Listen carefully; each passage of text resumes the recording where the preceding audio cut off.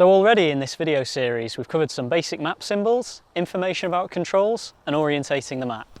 We've looked at why it's really important to look around you and make a plan before you set off to the control. But now we're really going to get off the beaten track. We're going to have some more challenges, so we're going to provide you with some of the skills to be able to do this.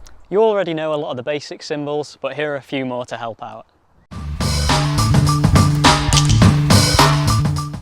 We know white and green show trees, but the colour matches how easy it is to run through. So this forest is very, very easy to run through. It's marked as white. This forest is a bit more difficult to get through, and it will slow us down. It's marked in light green.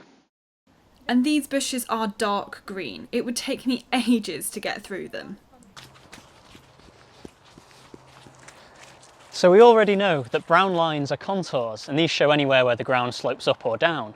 There's lots of different brown symbols. For example, this small hill is marked as a brown dot. And this depression, which is a hole in the ground, is a small brown U shape. Blue, of course, means water, but different water features have their own symbols. This stream is a solid blue line.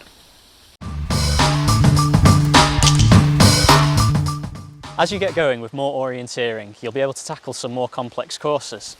These might require you to make a decision about which is the best way to go to get to the next control. For example, here, to get to the next control, we could take the path to the left or to the right. These sort of controls are a bit more difficult, but we've got a few tips to help you out.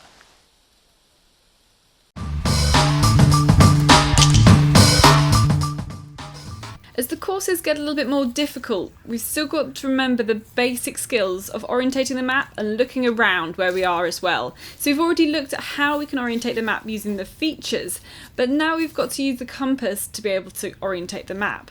So we know on this map, the north is at the top. It's also got the arrows here pointing north that remind us which direction it's in. And then on the compass, we know that this kind of red end of the compass needle is the one that points to north. So what we have to do is we have to match up this part of the compass here with where north is on the map. So we've got to move the map around like this to make sure everything's pointing in the same direction. So you can see here this north needle is pointing this way and the north lines on the map are also pointing this way. Very good. And now we can see the ditch on the map is lined up with the ditch we're in now, and the yellow patch of open here on the map is through the trees on my right. Handrails are any feature that we can run along or next to in a certain direction to help us get to the control. Now this could be as simple as just a path that we need to run along, but sometimes it's a less obvious feature. So for this control, 11 to 12, the handrail is the stream. It's easy to run alongside it, making sure to keep it to your right. And you just keep going until you get to the bridge. And the handrail for this control, 1 to 2, is the edge of the trees, shown as the black dots between the white and yellow. Here you can run on the grass, keeping the trees to your left. You may have to use several handrails to get to the controls, and this may give us a good opportunity to make a shortcut and save a little bit of time.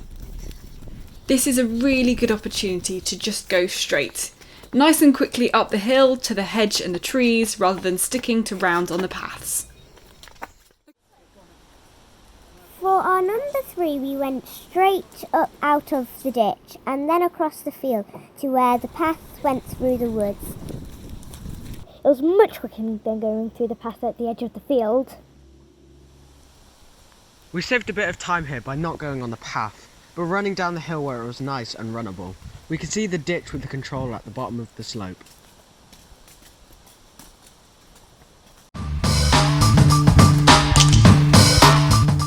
Permanent courses are a great way of practicing some of the skills we've learnt in this video. Look out for courses marked yellow or orange, as these should be about the right difficulty. They'll really help you get to grips with the wider range of symbols, with orientating your map using a compass, and with cutting between the different handrails. Runners will find that orienteering adds a whole extra fun challenge. At first, it's not so easy to navigate as quickly as you can run, so it's best to pick a fairly short course. Tackle longer courses when you're more confident with the map. For more information about permanent courses and to search for locations, visit the Greater Manchester Orienteering Activities website for courses around Manchester, or the British Orienteering website for other places in the UK.